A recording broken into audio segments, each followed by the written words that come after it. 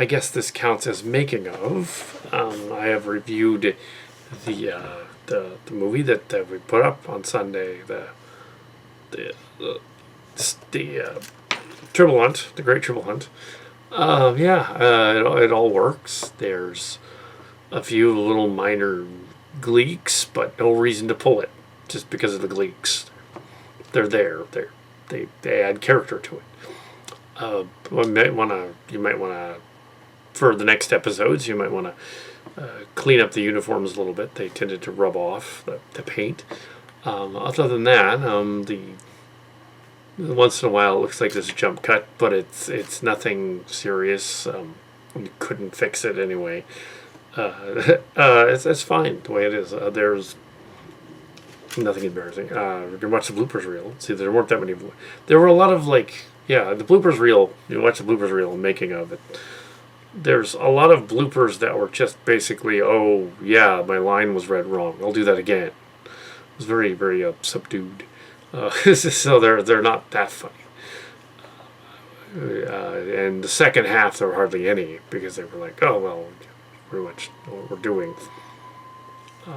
So yeah,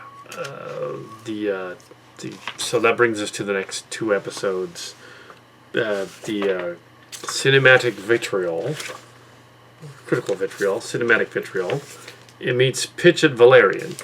So these two were individual one-off episodes dealing with two different planets they go to.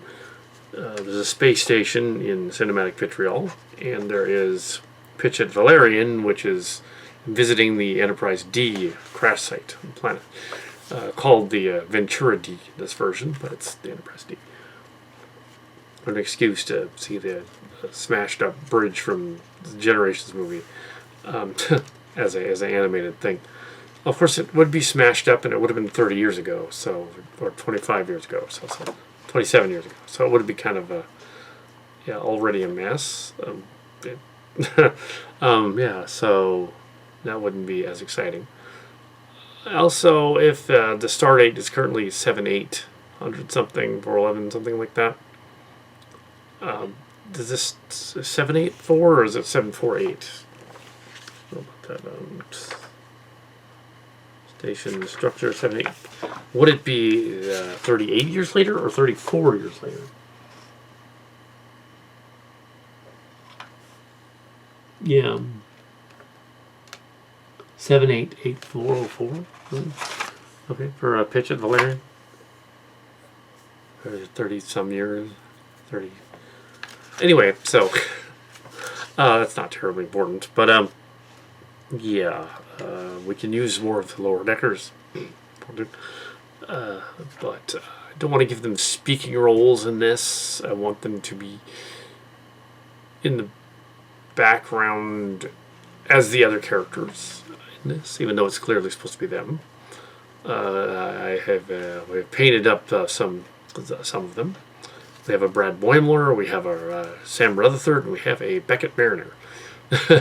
Done up from Boimler was a Carey, the Rutherford was a LaForge, and Mariner was a Uhura from Star Trek, the motion picture. Sure, painted up. So yeah, that might be a little confusing, but yeah, they can be part of the whole thing though, because you can kind of say that this is the critical vitriol being a spoof of Channel Awesome. You can, in the Channel Awesome controversy and the Reddit on the fall of the Channel Awesome controversy, not Channel Awesome. Brad could be Brad, so as Steve Jones. So Brad Boimler is Brad Jones, and then the others could be them, and they're in the background anyway, so they have no lines. They're just there, commenting on the information on the blog. And you can't really use their comments anyway, because their comments on their blog would be, of course, copyrighted by them, indirectly under the DMCA. If this is a spoof, parody, or transitive work, you can use that. It's sort of like if you have the Colavito blog, which is not a video blog, it's just written. You can only use You can only use the comments, not the actual person's blog, unless you give them credit somehow, the Colavito credit somehow. Yeah, whenever possible, credits. But it's just under a science fiction moniker where they've changed a lot of names. You don't really technically need to, and you probably don't want to cause any trouble for either side. Clearly, the Critical Vitriol one here, Cinematic Vitriol, is a spoof of Cinema Venom, but not to be confused with the Spider-Man villain. But it's done in such a way that it's not his blog either, and it's not a comeuppance, because it appeared a very, very short video clip that they played of the Channel Awesome thing, the change the channel scandal on his video thing. They weren't supposed to air us, and they had to take the Kal Kar segment off and repost the video because I said no, can't go with that. You didn't ask. So in turn, yeah, they took it down. Nothing happened. They took it down, and then said it was the music, but it wasn't the music. It was because they thought it was a content creator for Channel Awesome, and it wasn't. Yeah, never said it was. That almost appeared. It's not. That doesn't mean it happened. It's almost. The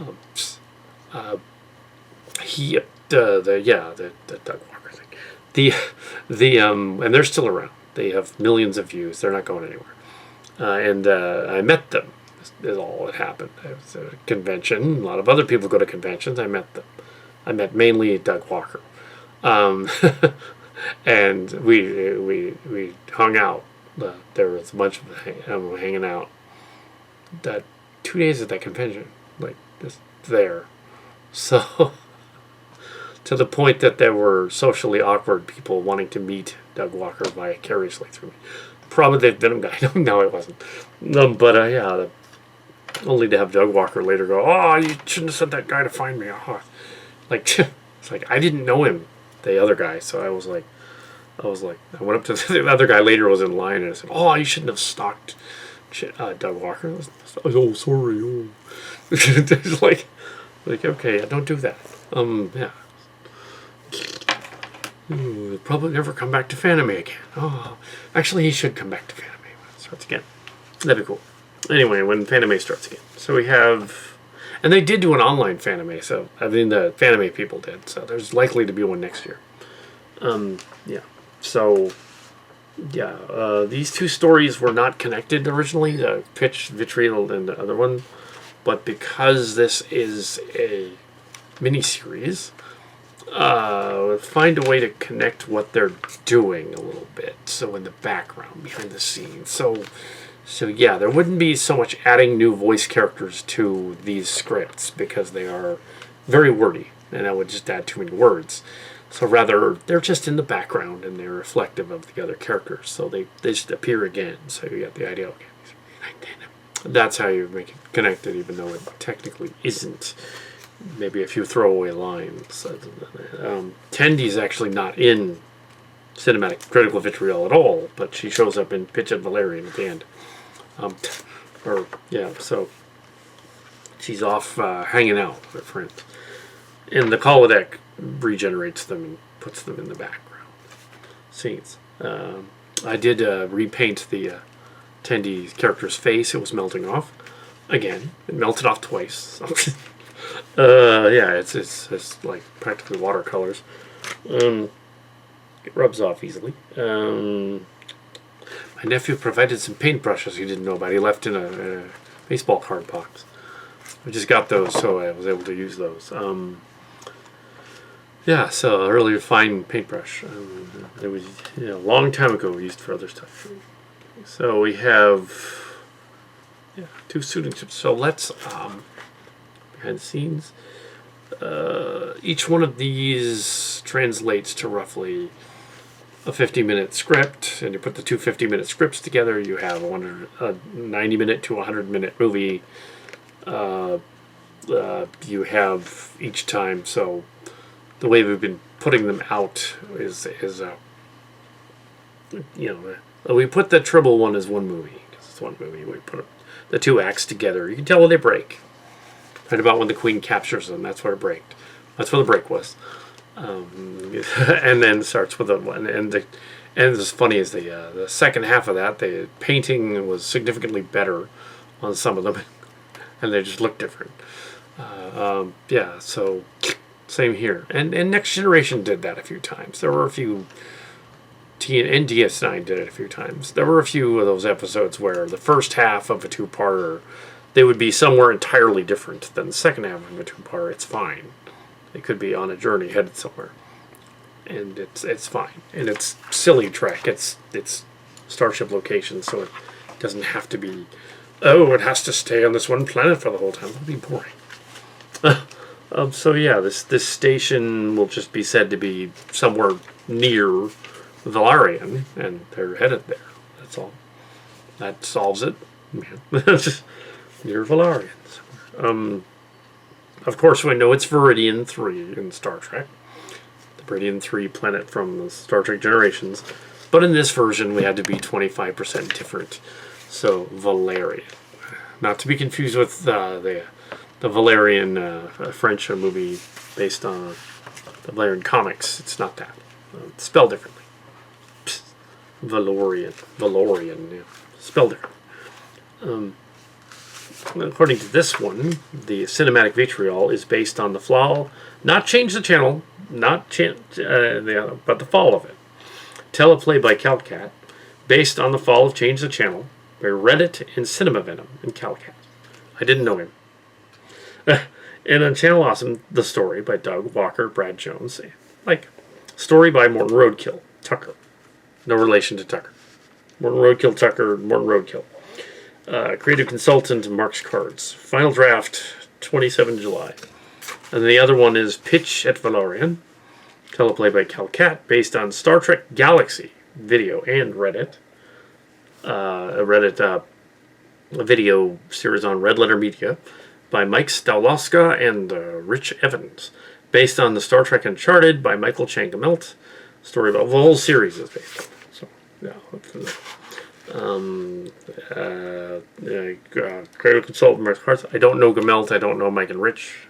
I don't know those guys. Never appeared on Red Letter Media. They never wanted to do a Milpitas Monster. Although if they do, they'll have to bring me over there. That's probably not likely.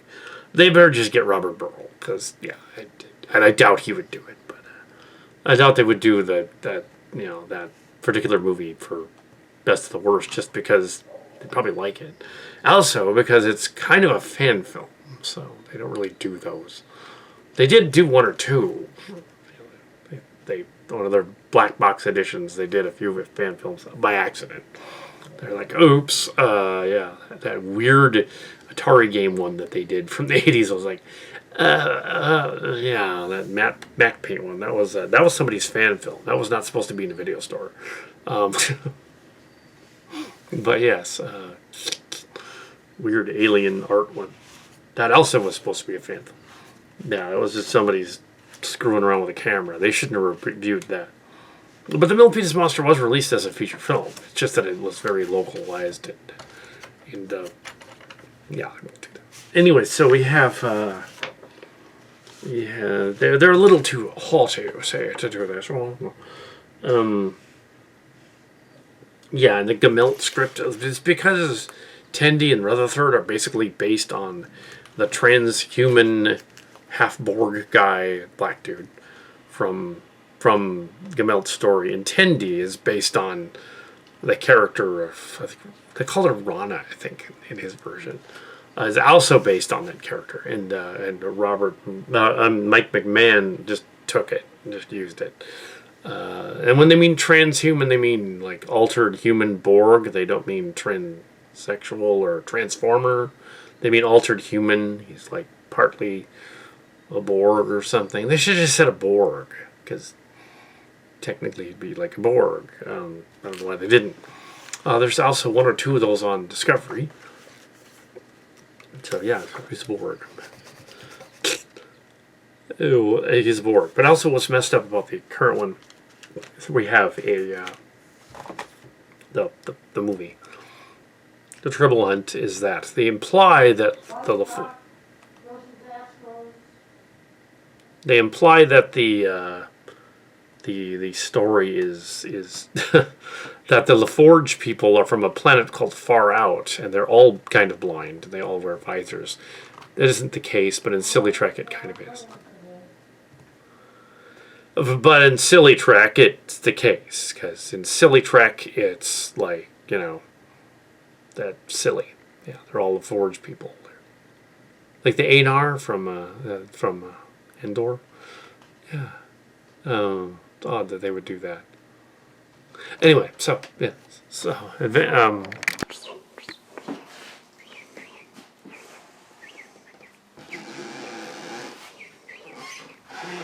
production begins tomorrow on Critical Vitriol, and they went after that,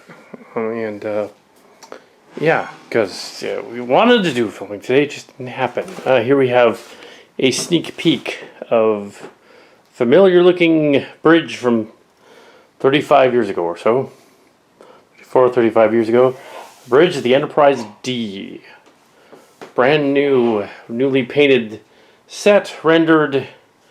Enterprise, of course, doesn't have the ramps, and it doesn't have the thing, any of that. But presumably after 30 years, they took all of that away, and they stripped the walls. Took all the equipment out. Yeah, they go down to the bridge, and here are Sam Clerk and Lucky Clerk, establishing that the Sillian version of Picard and his husband, Mr. Picard, are actually Picard, but not, and they're also the teacher Clark, Steve Clark from Pine, and his husband. Although in this case, they've kind of messed with the ages and made them sort of, even though they're not really them. It's more the Starcrackers Clark. Yeah, so there they are on the set, and the one is wearing a weird hat, looks sort of like a toupee. So he looks different from the other one. So.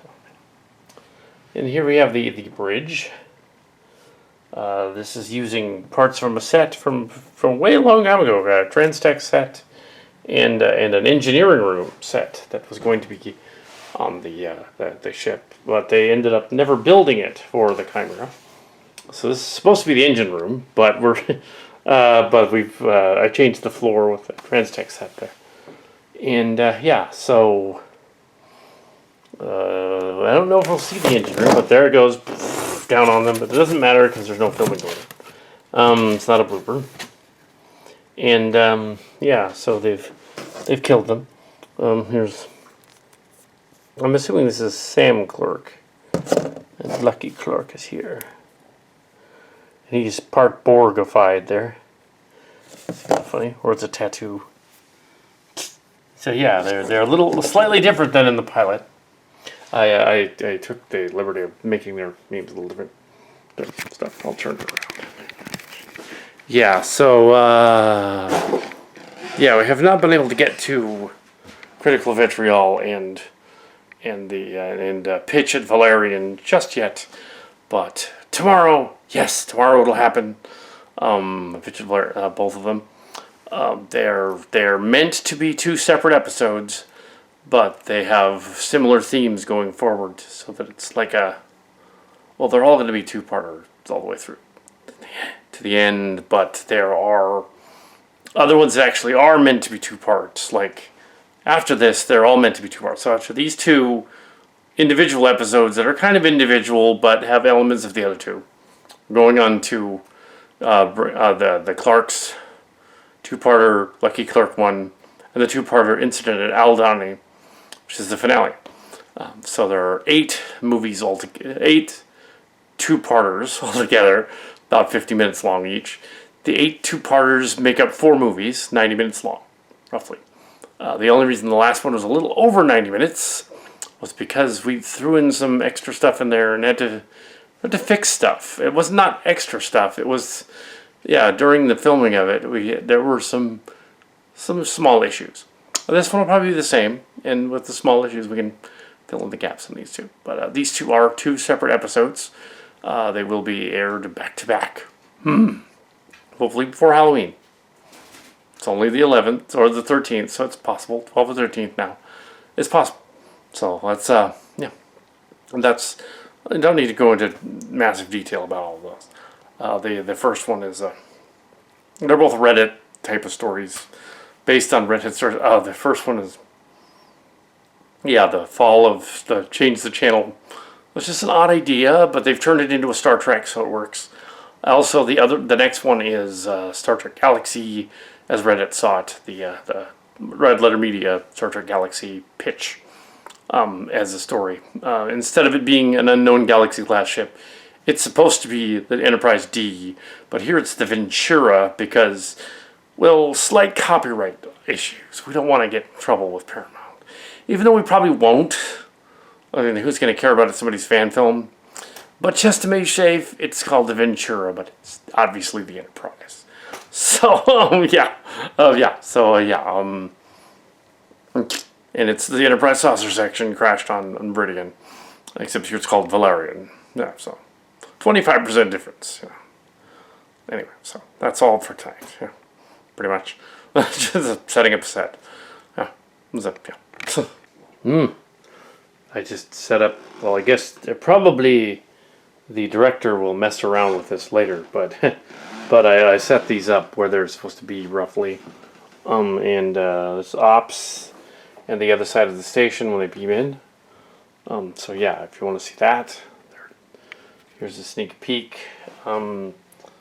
Yeah, so and there's stuff behind it. There's other corridors and moving around stuff. And if Q Jr. is involved, he probably moves walls around anyway. And it's the sort of Groundhog Day story. So yeah, these don't mean anything. These aren't symbols on the walls, but I'm sure that Ancient Aliens, American Earth guys, and not Scalios and Ancient Aliens and Scott Walter of American Earth will look at this and go like, "Oh, it's symbolic. Or it means something." No, it doesn't.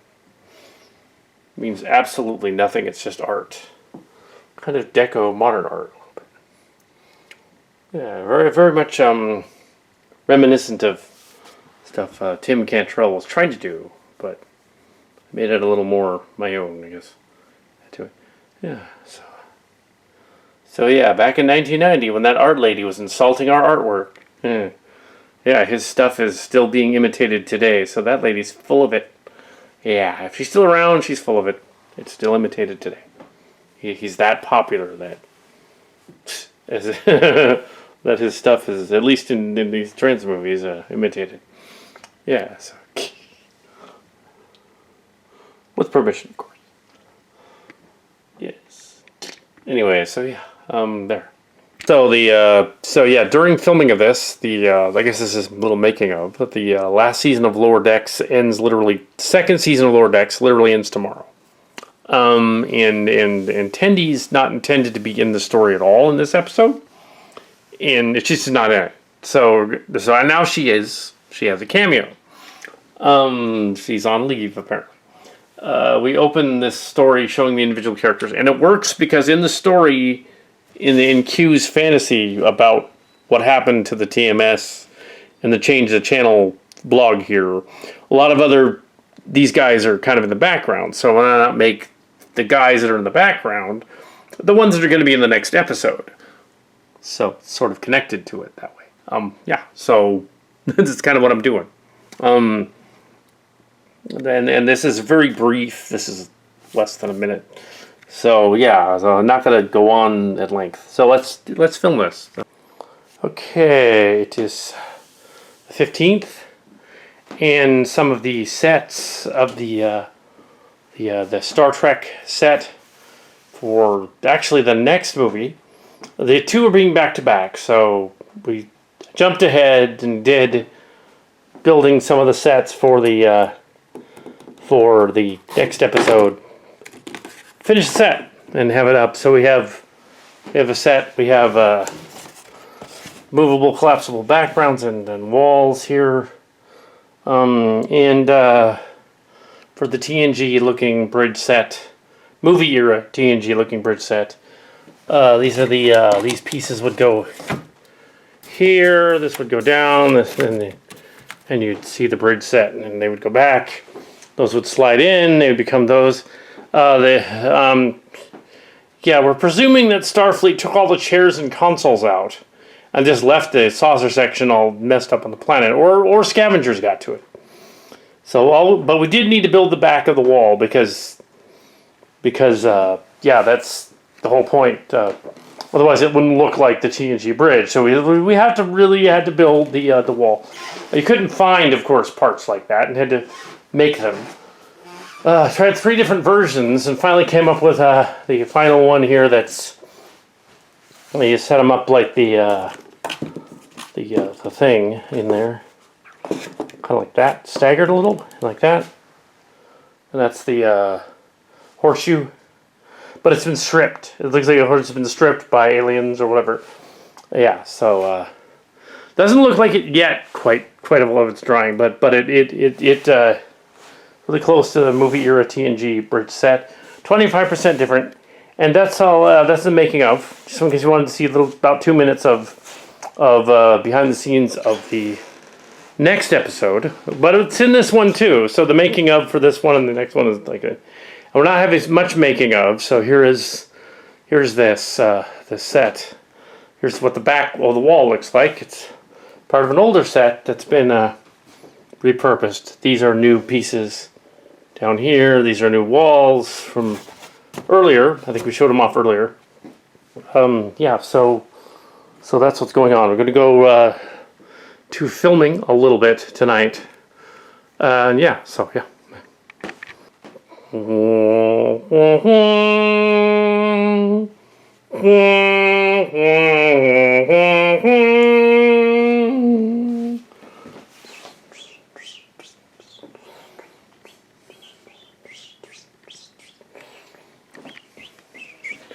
These are supposed to be little ramps. They're little easels, and they go up like this. You set up the little ramp to... should go up. There it goes. You can pop the ramp up, and then you place it really, really carefully in the corner just to stay there. Doesn't quite do that, but yeah, there it is. There's the just as here the bridge. Last thing here, bridge of the Enterprise D from Generations, which is found on the planet in the next episode. Kind of allude to it in this one. The 2 episodes aren't connected, but now they are. So they'll still air separately, but they'll air back to back. So anyway, so yeah, just so here we have a set over here, a set over there, and yeah. So the yeah. So let's just go finish up with a brief making of thing at the very end. They have, of course, changed many names, so it's kind of confusing as to what's going on, whether it's changed the channel or Channel Awesome or whatever. They've changed, and TMS and Marshall Sports weren't involved really in that version.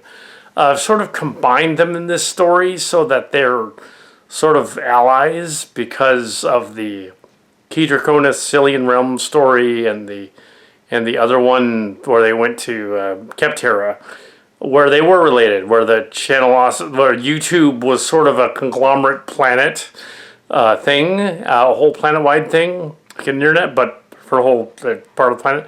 There was a TV planet colony, so that, yeah, they knew each other. So in this universe, anything that Mark's cards and Calicat or Cal Hazel and John Holter encounter gets reproduced in the Sillian realm. So yeah, the Marshall Sportist stuff, Jung Swan Marshall Sportist stuff gets reproduced. Channel Awesome gets reproduced because I met some of them years ago at a convention. That gets reproduced, and the other stuff like that is reproduced. Red Letter Media I didn't meet, but it also can apply to what I might see. Also recreates it. So with that version, it's kind of odd, but yeah. So I might see or watch like Lower Decks or Star Trek or something. I don't know the people there. I just have, we went to conventions and saw some of them. So, yeah. So yeah, and there is no Mike Follett. That's actually a Sillian character. There is, but there was in the Channel Awesome story, there was a character called Juwario who committed suicide. He was a character who was kind of obnoxious that was on that series, and he was apparently really mentally off. So, that was part of the problem with the 70-page video thing, the complaint video that launched the Reddit, that launched all of the other stuff, changed the channel, that launched all that other stuff, mainly on the internet. People on the internet frustrated about Channel Awesome not apologizing for the actions of a man who died 4 years ago. Or in this case, when that story broke 4 years before that. No, 6 years ago now. So, and some of his friends, other names were mentioned. Other names were mentioned. We won't go into who they are because we don't know them, and it would be wrong. But there was, needless to say, there was a scandal, Channel Awesome scandal, and we spoofed it in the Keptera story and the other one, just like we did the COL scandal. So I thought to combine them. That's all. And since they were kind of similar, sort of a vitriolic kind of thing. And we've already been over what critical vitriol is. Cinema Venom, basically. The actor of Cinema Venom. And this version, I've made him a little more likable. And it made Q Jr. more likable. So I did change that. Also, he was one of the change the channel proponents. He wasn't a swatter, though. He wasn't one of those. But some of the followers of some of the other Xer students of Channel Awesome, Xer commentators, did try to swat the other Xers who didn't like them, which is when you call the cops. Don't do that. So this episode would have to have a disclaimer at the end saying something about the mental health issues and whatever, call a hotline or whatever. Just to have that in there, just in case people watched it and had issues, they call their mental health hotline. That's all. Yeah. So like last season when we did the season before when we did the Transformer thing, there was an episode that dealt with a similar topic, depression, and it was an episode. There were a couple of them like that, and they had to put a little disclaimer at the end saying. So yeah, I'm not depressed, but other people I've known of have been. So, yeah, I definitely have a high self-esteem. Almost on the ego trip going on here. But yes, so not willing to belittle that sucks that people get depressed. Yeah, that sucks. Don't. But that I don't really have that. So yeah. Anyway, in the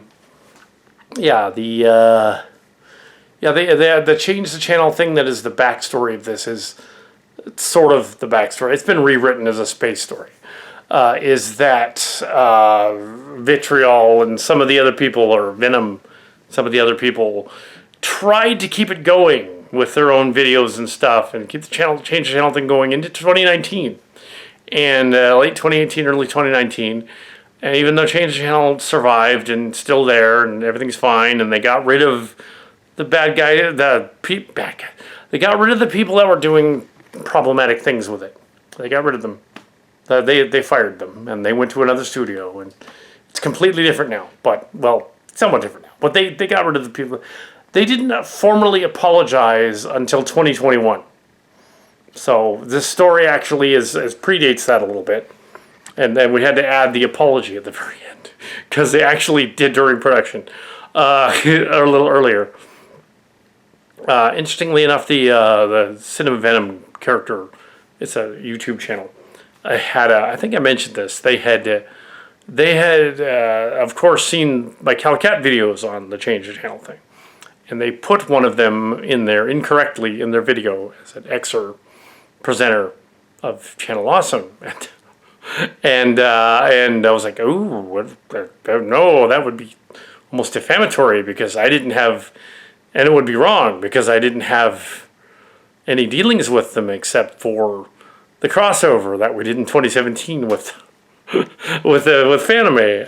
Yeah, we did a crossover with them, but that's it. And I subscribed, so I had to go there and say like, well, you got to take that down because And some other extras complained too, some actual real ones.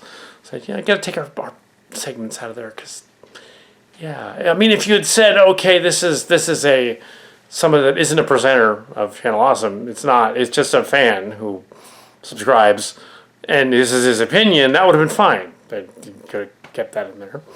Yeah, because he didn't like that I sided with him a little bit on some of it. Not with the bad guys, but with the not wanting to reveal. They had an NDA. They couldn't reveal in their NDA as a company. They couldn't come out and just say, "Well, we totally apologize and we're gonna kick this guy out on his ass." And they couldn't say that about the bad guy, the other bad guy, not the one that died, but the other bad guy. They couldn't say that about him because they had an NDA, and it was pretty obvious. And it wasn't just that we had any inside information; we just guessed because small company, YouTube channel, NDAs there everywhere. Yeah, similar thing over here with SAP One Productions. Yeah, similar, but nothing bad happened. It was more like they wanted to do their own thing. Yeah, so there was a similar issues with that. Now resolved. So, and there was suggestions over the years and whatnot, and saying, well, should we do this, that, or should we Channel Awesome? I contact him a few times. This other guy was pestering them, though. He was like going on their Twitters and feeds and stuff. And like, I'm not going to do that. That's weird. All obsessed with them. They made these long videos about he just wanted to be involved and change the channel. So this character in the story, in the Sillian story, is doing the same thing, but visually more interesting. He's a General Chang figure, and he's doing it as a sort of a an homage kind of. He's kind of making fun of it, but he's playfully making fun of it. It's like, okay, he's obnoxious, but he's not that bad. He's not being defamatory. He's just, I'm an obnoxious guy. Here I am.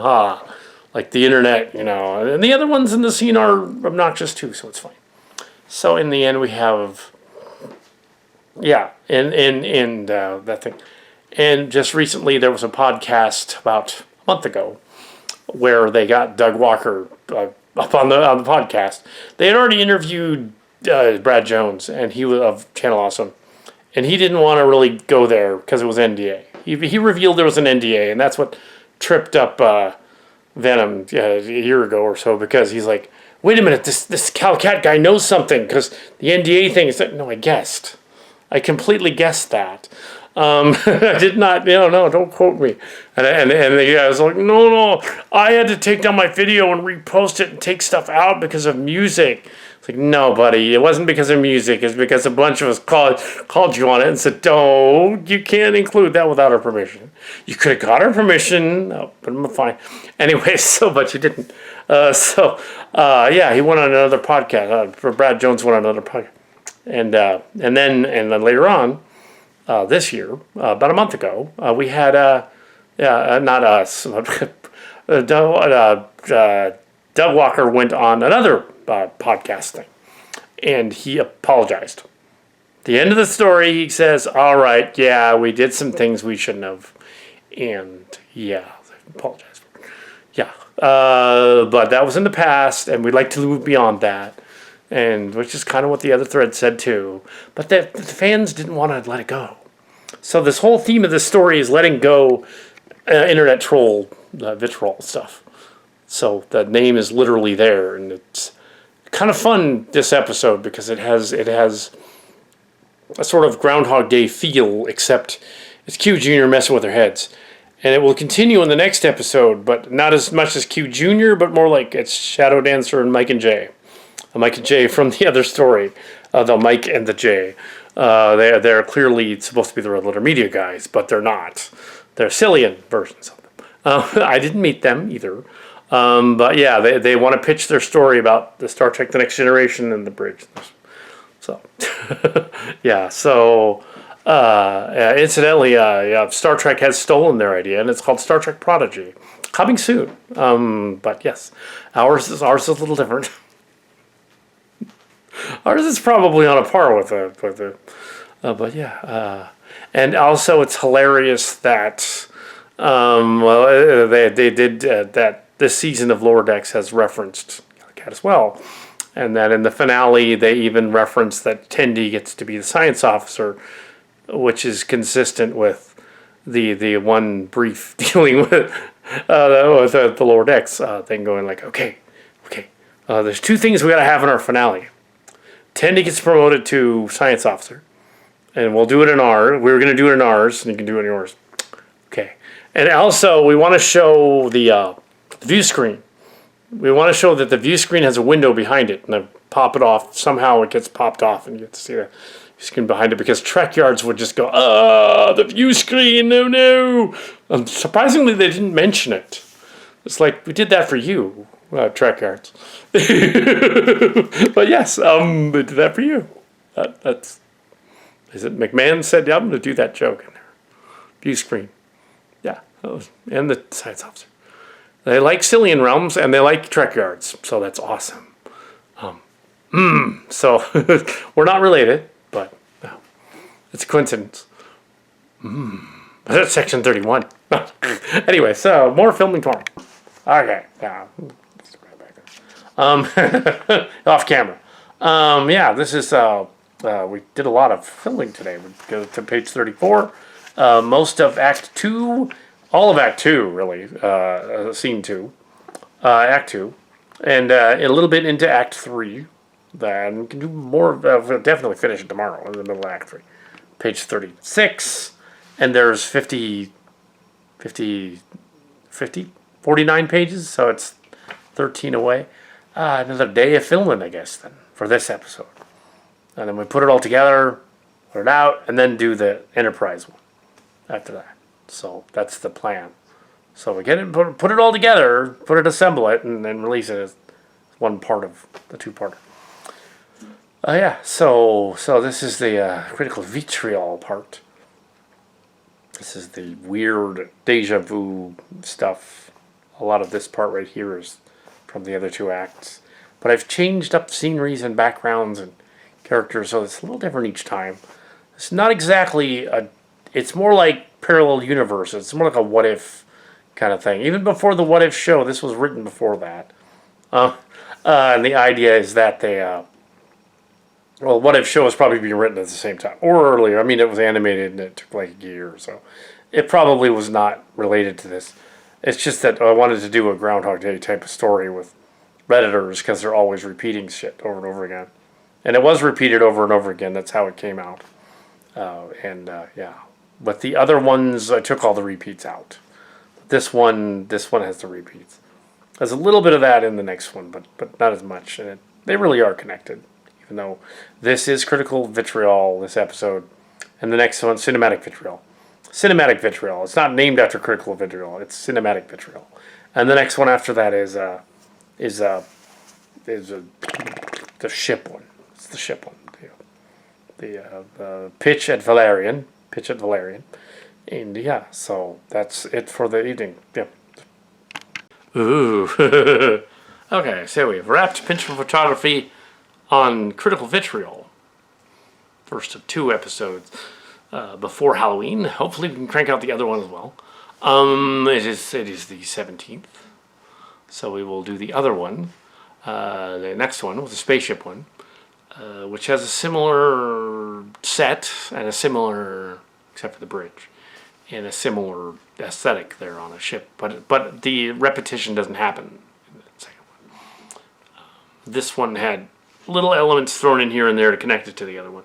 So it's sort of like you've watched both of them together, they'd be kind of connected. But really, they're not meant to be. The next one doesn't really have Q Jr., but it does have the 2 guys that are in the background from the other ship. Everson and Matthews, who will be playing Mike and Jay. It has some of the other ones, it has Tendi and some of the other ones in it as well. Yeah, and otherwise it's another Rashenko and Aster episode with Miral and Molly in it. So there are 2 of those, and they're very similar, so we put them together. They're different episodes, but they're in the same miniseries. It's all a miniseries. It's all meant to be like 7 or 8 episodes. It's technically 8. Pilot was 90 minutes, so this is... I just think this episode is a little longer than we thought. I think it's going to come out to about an hour, 60 minutes instead of 50, which is that's fine. It's different. It's based on a Reddit blog. It's not based on Change the Channel. It's based on it's based on a guy who wanted to Cinema Venom, who wanted to, and some other people. It wasn't just him. He was just on the bandwagon, and they wanted to keep the Change the Channel thing going so that they could get clickbait ratings on their videos, so that people would go to their channel, which would only work once. It really, or twice. I'm surprised Reddit complained that much about it. They complained quite a bit more. They cut a lot of stuff out. As the scenario goes, the 3 scenarios that happen in the story, they get to a point where they realize the pieces have come together, and the holodeck is messing with them. It was not clear in the script what it was how the holodeck was working. It was more like Q is doing this or Shadow Dancer is doing this, because he's Q-like in this.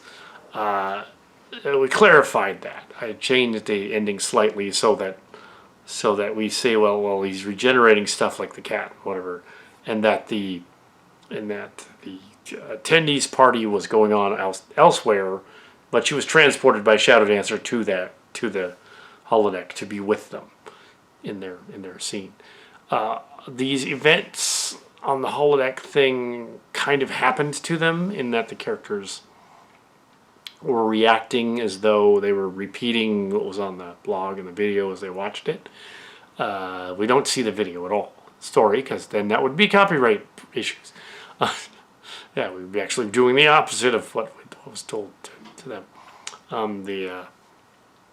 So the idea of doing a sort of pro current channel awesome thing is funny. Changing the name to Awesome Channel. Also having them having the change it was called Fall of Change the Channel. If you want to look up the original Reddit, it's called look up the Fall of Change the Channel in regards to Channel Awesome, and you can play the Reddit.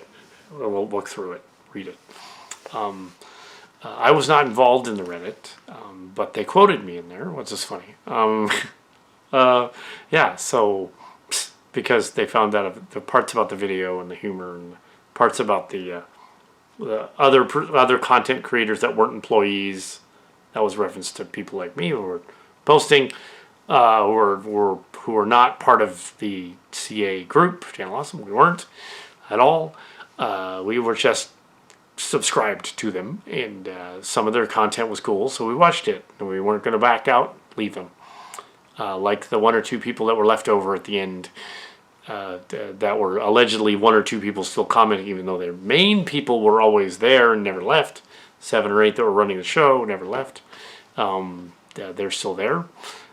They did let go the one who was the troublemaker, who was one of the producers. They let him go, but it was an NDA, like they said, and that actually is what I figured out. So that's where they got that from. That's where Cinema Venom got that from. Because instead of haranguing them on their Reddit thing, I just played it straight up, ask them, do you have an NDA you can't mention? Yeah. Yeah, they couldn't. Yeah, they had an NDA, and they couldn't. And they moved their studio to another studio in 2019, so they moved it. Also, I wonder if I need to add to this story that probably not, that the apology did happen.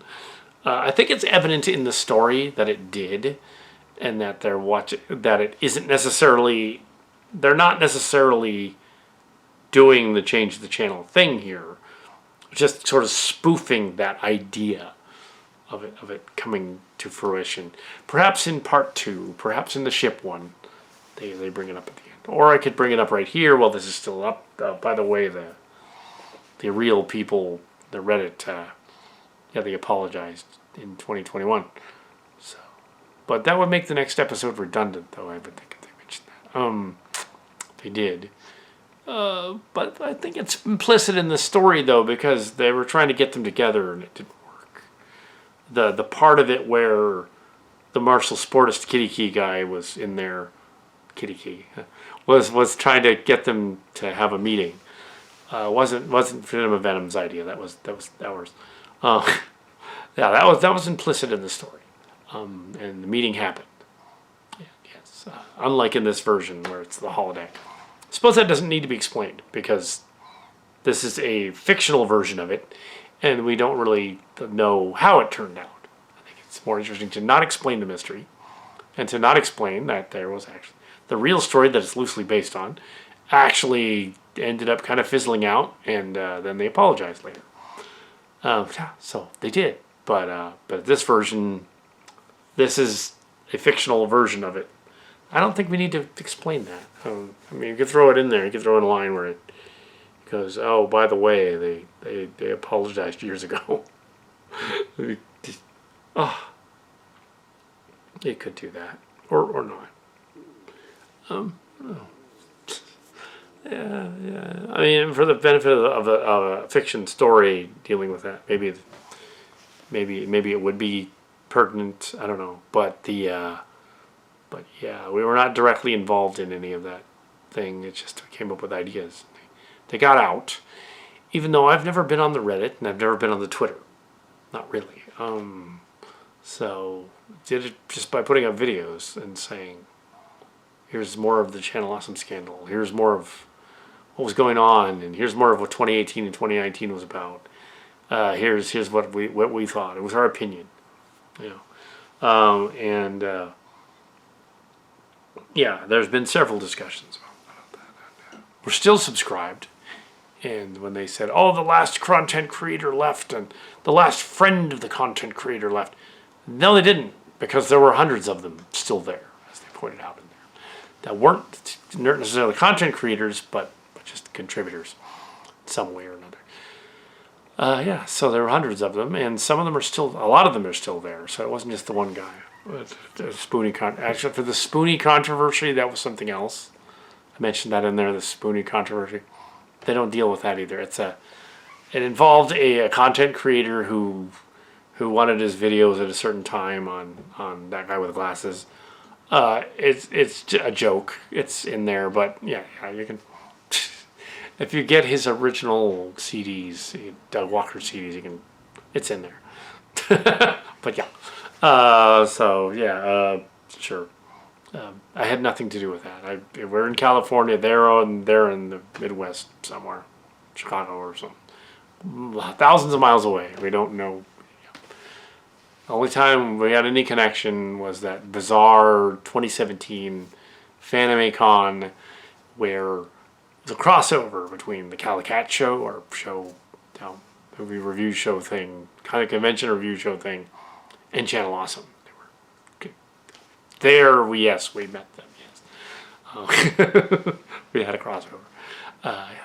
And since then, they've done a bunch of our movie suggestions and others, not just us. And that's awesome. So, yeah. Ew. Was one of the people that said, "Well, you got to do Reboot, that 80s like 90s cartoon thing. You got to do a review of that." Eventually, they got around to it, and they were like, "Oh, yeah, we should have done this. This is really weird." So yeah, I told you. Oh, but yeah, yeah. So no biggie anymore. It's all resolved. But it's interesting that there's a spoofy sort of thing, looking at the people trying to change the channel that failed.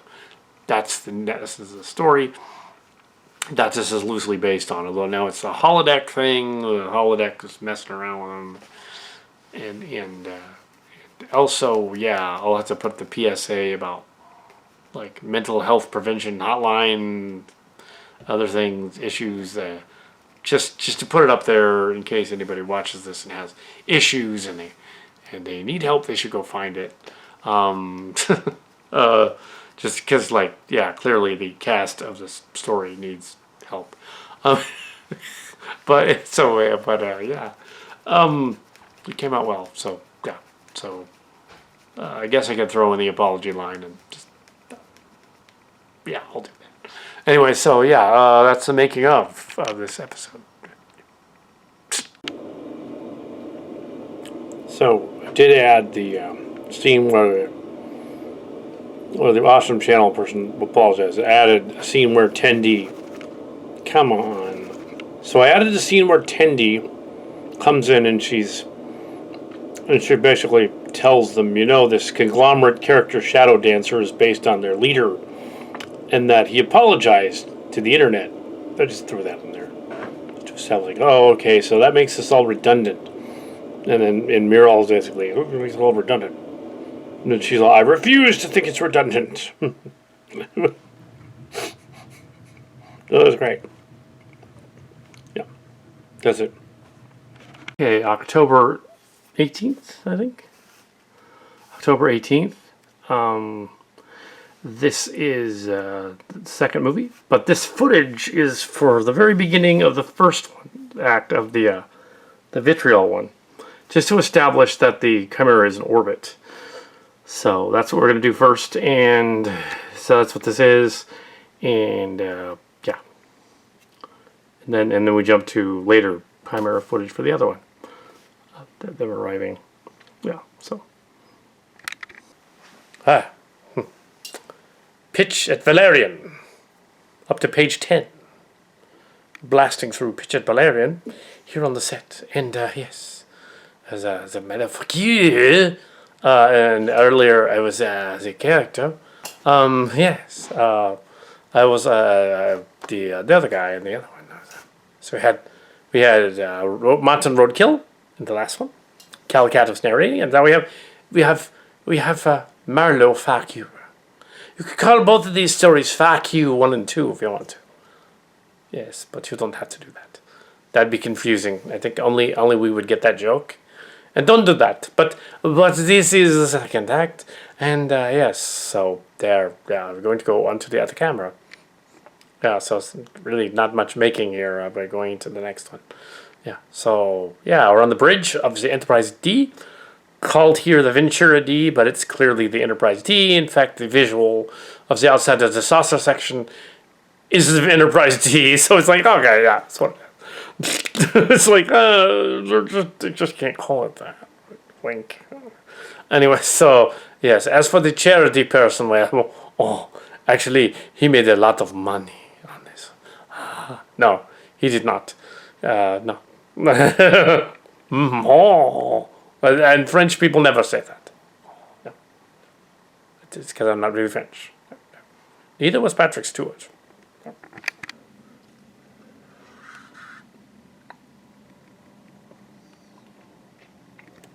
So what's the one? Okay, slight revision of this scene. I'm just revising in that I want to, although it's the beginning of the next act, it's not going to change the dialogue any. Beginning of the next act. So this is Act 2, and Vince is going to contact the ship, and Vince and Cito are leaving. Going to leave Tendi in charge. So basically, I'm already going to put Tendi on the planet. So she's going to show up. She's beamed in.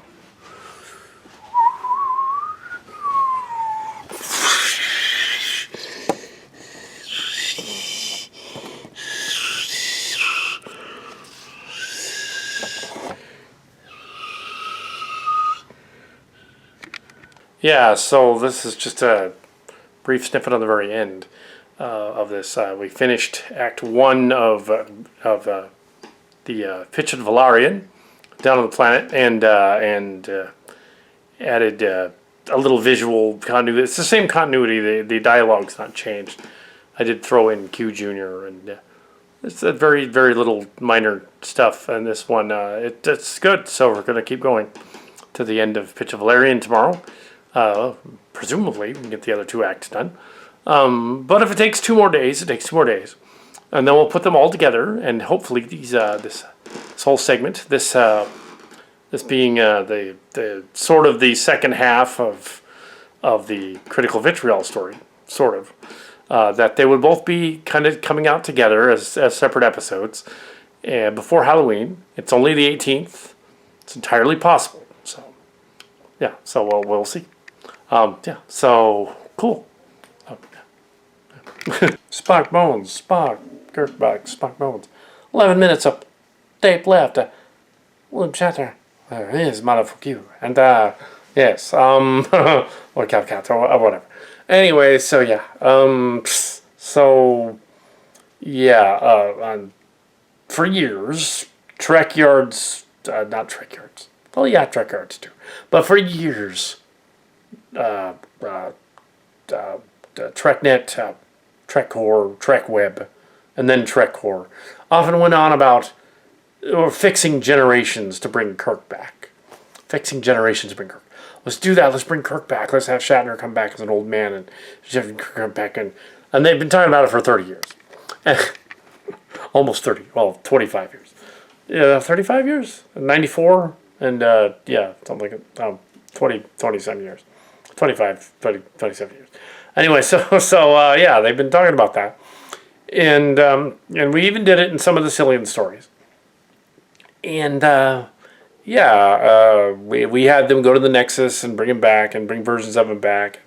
And J.J. Abrams rebooted it, so we had a J.J. Abrams one where we did one where it was Everson instead. And that version of Kirk it learns about his demise in the future and messes with it, causes time to be disrupted. Similar to that Engines of Destiny book, but we weren't copying them. We just kind of did it around the same lines, the same ideas. One of the books did it. Some of the comic books did it. Some of the alternate universes did it. So, yeah, bring Kirk back. Because it was like they brought back Spock at starting the search for Spock, like 2 years after Wrath of Khan, Star Trek 3. So it's like, just bring back Kirk. They never did. The generations went on and did something. Kirk should have died heroically instead of just on a bridge fighting Soren, but on a Starship bridge. But, And they didn't like the Calcat, or later Chimera version. My idea is just bring him back and don't explain it. So this is the version that comes out here. It's like okay, yeah, well, we've had other Sillian episodes as storybooks in the Sillian realms where the old original crew helps to get Spock back in 2391. They went to get Spock out of the other universe. The surviving crew went back to the Everson universe, that J.J. Abrams universe, and they got him before he died. They basically got him as he was about to die. Tabby goes down to the planet, and he's about to die in the other universe.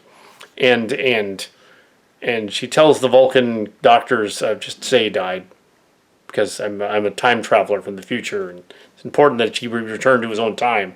And the Vulcans, being logical, go, oh, yes, we will do that, because you're a time traveler, clearly. And they let her go. So in that story, so she goes, and they come back. So the old crew is alive, and they went to the Eon planet, and they were regenerated by a version of V'ger, which brought them back. So this version, it's that same Kirk, but he's going in and out through 2391 Kirk, and it's now 2402, and so he's gone back to Vellorian. He's been living there on the planet. So that's just, if you're going to bring him back as an old man, just say he's been living on the planet. Just say the Nexus regenerated him. You don't need a big elaborate movie story or whatever. Nexus regenerated him. One sentence. Boom, Kirk's back. Yay. If they're going to make him go away that nonchalantly, make him come back that nonchalantly. Kirk. Act 2 is done on this one, which is the 5th act of the 6 acts altogether, counting the other book. And we are near the end of that. And we had Critical Vitriol, the first 3 acts, and now we have 1 and 2 of the Pitch at Vellorian, which is the more lively and fun one. They're both fun, but they're fun for different reasons. The first act is more of a dark, sort of snarky expose on the channel that basically is going to run Mike and Rich's story and the other story. So it's about them, and then they go to the planet where they're pitching it. So that's how it's connected. It's the channel. They're going to go to the channel and pitch it. Because it's a Nexus thing and it can do whatever it wants. Right? So they're going to go there, and that's why they would do it. Which will cause a Edges of Destiny type of disaster if they do that, of course. Leading to Star Trek Picard, leading to Lower Decks, leading to Prodigy, leading to most of the Everson timeline. The Goldsman and Keith Goldsman and Rob Chabon and Michael Chabon and Mike Kamalt, and all the other timelines of Star Trek is completely convoluted at this point. Yeah, yeah. Sure, why not? It's fiction. It's parody. Fiction. Before we go upstairs and complete the shooting of the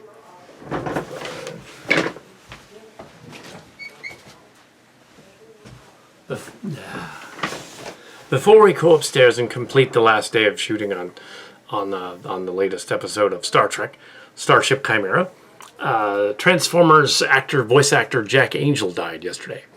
Jack Angel played Shockwave, Ultra Magnus, numerous other people. The Smoke Tureen. He played Zarkon and Voltron. He was you have your Peter Cullen and your Shock and all those guys. You have all the Frank Welker and all their other voices. Those guys are still alive. But there was this other guy, Jack Angel, that did a lot of the voices on the show as well. And he was 90. He reached 90 years old. He was born in 1930. So he did a lot of voices and voiceovers for the series. We will dedicate this Starship episode to Jack Angel, the voice actor. And he played Astro Train as well. Numerous people. Ramjet too. Cyclonus. After Roger C. Carmel died, he played Cyclonus. And we homaged Roger C. Carmel's characters in Cyclonus, but also in the Star Trek, the Starship story, when Roger C. Carmel played. We had him. We had Cyrano Jones, who was Harry Mudd. Actually, no, we didn't do Harry Mudd. Different guy. Anyway, Jack Angel. We did do an Astro Train voice that was similar to his, and an Ultra Magnus voice that was similar to his. So yes, in the Transformer thing. So I guess this video would go on to the making of the Star Trek thing, even though the Star Trek parody, even though it's technically a Transformers Mush announcement as well. Jack Angel. There he is. There's a picture of him on tformers.com. Let me picture of him. There he is. Yeah. Anyway, so here's some of the voices he played. Yep. Anyway, so yeah. Pitch It Vellorian is in the can. Pitch It Vellorian is in the can. What we're gonna do is put it together. The can. Yes, the can. It's in the can. Okay, that's it. Pitch It Vellorian in the can. Now, we have to put it together. The other one, the critical Vitriol and Pitch It Vellorian. Okay. A little bitty snippet at the end. Whatever. Yeah, so it's not the same guy as the other one. Yeah. I got nothing really else. There's very little making of. A lot of technical gaffes during filming, but nothing that was a blooper. Usually people would fall down, characters would fall down while it's filming and setting them up. It's not technically a blooper. The guy doesn't fall down during the dialogue. So there's a lot of that, but there's not a lot of making of because it's pretty straightforward. This one is dedicated to Jack Angel, memory of Jack Angel, one of the voices of Transformers, Shockwave and Ultra Magnus and stuff like that. Not Shockwave. Ultra Magnus, Astro Train, Thrust, and George and Blue Streak. Played a bunch of them. One of the key voices of the Transformer show, who passed away, I think this morning or something. Anyway, so yeah, so he'll be the dedicated credits. So he was 90. So yeah. Anyway, and we did an Astro Train voice and a Magnus voice that kind of copied him, but it was us. It wasn't him, obviously. And the two people that did the Next Generation voice for the commercial bumpers, they died years ago. We wanted to find the commercial bumpers guys and get them to do the commercials, but there were no commercials anyway. So, but they died anyway. So we can't have ads. So we can't have commercials. They died many years ago, it turns out. Anyway, so that's the end of this, and we're done for tonight. And that's all, really. Doing a Mike and Rich story. We called it Reddit Letter Media instead of Red Letter Media. It clearly is. We don't know if they really did the contest or didn't get in it. That was sort of added. However, they did reference it a little bit in the Reddit. Their whole shtick was they were thinking they could pitch because Gemelt did it. They didn't mention Gemelt, though, so they thought they could pitch not because of Gemelt did it. They were pitching because they thought Axanar and Tardigrades did it. Because they didn't know who Gemelt was. They didn't care. No, it was Tardigrades and Axanar.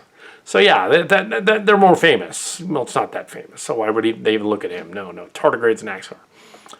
We didn't know either of those people, Tardigrades or Axanar, so don't ask. We just don't know them. We didn't have anything to do with them. Either way, in that case. We did talk about them on the channel, so you can look about that on the channel, the two events that happened.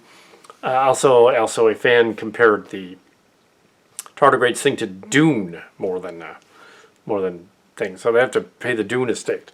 I don't think so, though. I think the Picard show was more like at least Picard show was more like at least elements of it were like that a Mass Effect game series, the third one, as well as some other stuff. Yes, that's it. Yeah, that's all we have for now. Before Halloween, we'll put this out. So awesome. Yeah. Yeah. So and then we are literally halfway through the miniseries, really, because we have these 2 episodes, and then there's another 2-parter, the Clerk's Gambit, and then there's another 2-parter, and it's the finale, the incident at Darney. And the meta thing here going on is that Mike and Jay and the Reddit, or the Redditors that were responding to Mike and Jay, actually, they weren't actually there. They pitched this to us, and we said, yes, we'll do it.